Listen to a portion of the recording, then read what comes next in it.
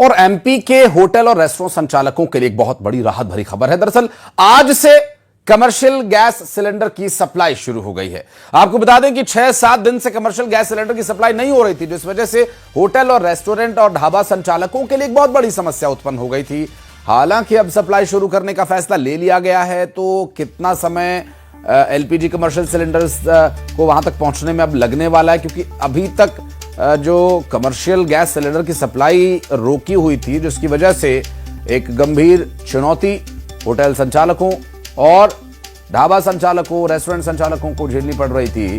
वासु हमारे सहयोगी इस वक्त हमारे साथ जुड़ गए हैं। वासु, निर्देश तो जारी हो गए हैं, सिलेंडर कब तक पहुंचेंगे?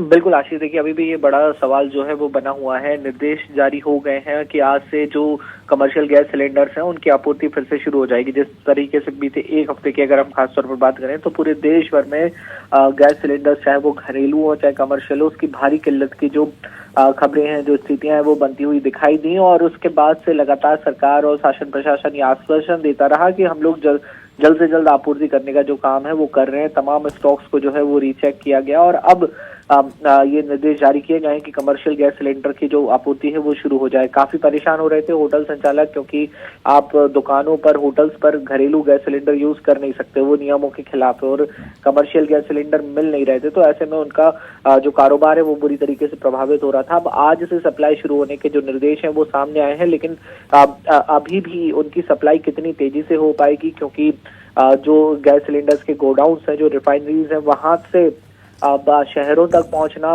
भोपाल, इंदौर, जबलपुर, ग्वालियर बड़े शहर हैं, यहाँ पे आसपास बड़े स्टॉक्स जो हैं वो रहते हैं, लेकिन दूर दराज के ग्रामीण अंचलों तक इन सिलेंडर्स की उपलब्धता कब और कैसे हो पाएगी, ये अभी भी एक चुनौती जो है वो बनी हुई है। और हालांकि उम्मीद जरूर ये लगाई जा रही है कि बहुत तेजी से डिस्ट्रीब्यूशन जो है वो बढ़ाया जाएगा, ताकि जो छोटे कारोबारी हैं, रेस्टोरेंट्स और होटल संचालक हैं, उनके कामकाज जो है वो सुचारू रूप से चलते रहें।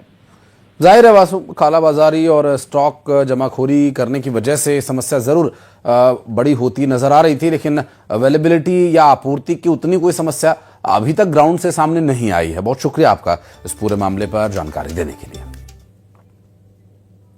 और एलपीजी को लेकर अफवाहों का बाजार गर्म है, या यूं कहें कि जमाखोर जानबूझकर अफवाह फैलाकर मुनाफा कमाने के चक्कर में सिलेंडर की किल्लत का शोर मचा रहे।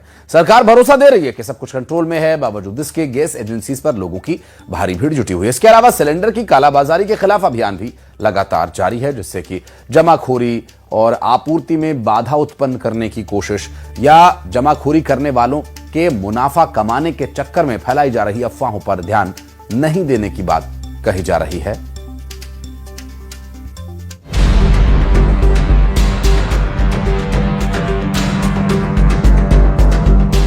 मिडिल ईस्ट में युद्ध के संकट के बावजूद सरकार का दावा है कि देश में गैस और तेल की किल्लत नहीं है, लेकिन अफवाहों के बाजार में सिलेंडर के लिए हाहाकार मचा है।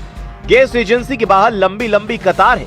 सरकार लोगों से पैनिक नहीं होने की अपील कर रही है और जमाखोरों पर कार्रवाई की बात भी कर रही है।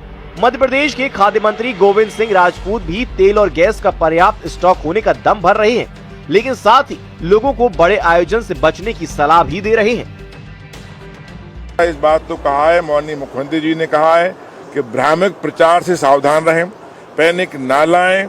कई लोग ऐसे हैं, कई पार्टी, खासकर कांग्रेस पार्टी, वो अनावश्यक भ्रम फैला रही है कि ये होने वाला है, अब पेट्रोल नहीं मिलेगा, डीजल नहीं मिलेगा, गैस नहीं मिलेगी। ऐसी कोई बात नहीं है। हमने कुछ संस्थाओं के लिए, शैक्षिक संस्थाओं के लिए, चिकित्सा क्षेत्र के लिए इसमें फ्री रखा हुआ है। हम ये भी अपील करते हैं आप सारी प्रेस के माध्यम से कि जब तक युद्ध चल रहा है, संकट की थोड़ी स्थिति है, तब तक बड़े बड़े आयोजन से बचें। 1000 के, 2000 के, 5000 के आयोजन न करें, कम लोगों के आयोजन करें, ताकि गैस कम से कम खर्च हो। मंत्री तो मंत्री, मध्य प्रदेश के अधिकारी भी कुछ कम नहीं है। बड़वानी की कलेक्टर हैं जयती सिंह। जनता सिलेंडर खरीदने की होड़ में गैस एजेंसी पर लाइन न लगाए, इसकी चिंता करने से ज्यादा इनका ध्यान इस बात पर है कि लोग क्या खाएं और क्या ना खाएं।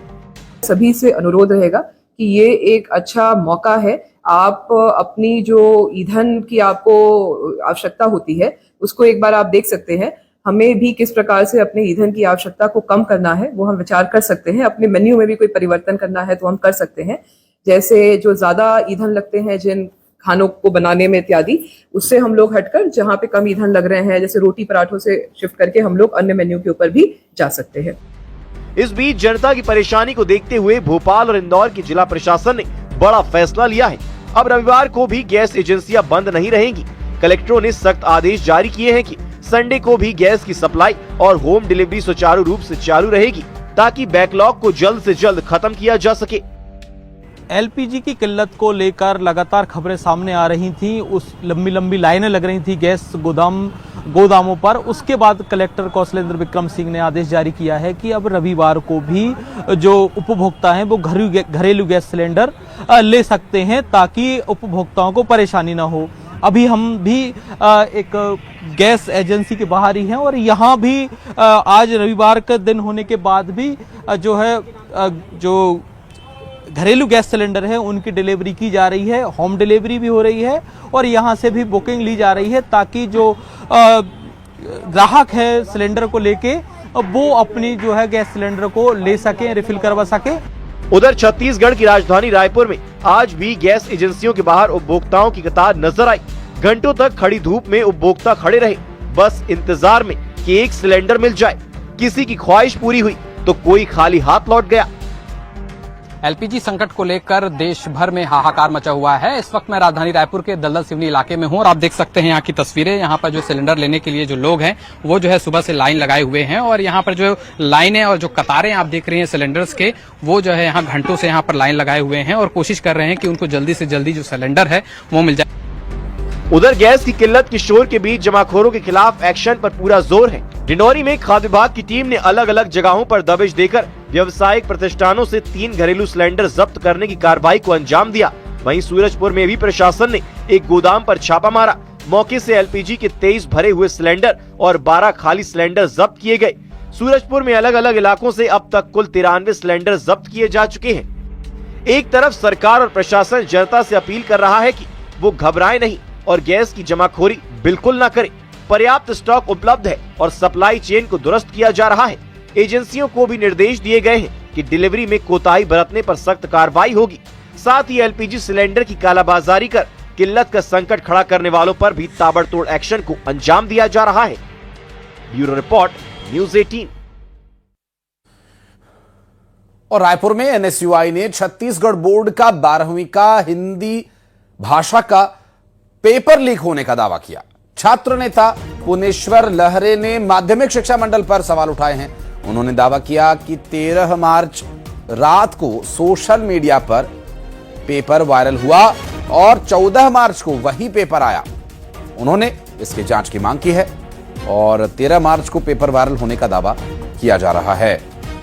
प्रदेश का सबसे बड़ा बोर्ड परीक्षा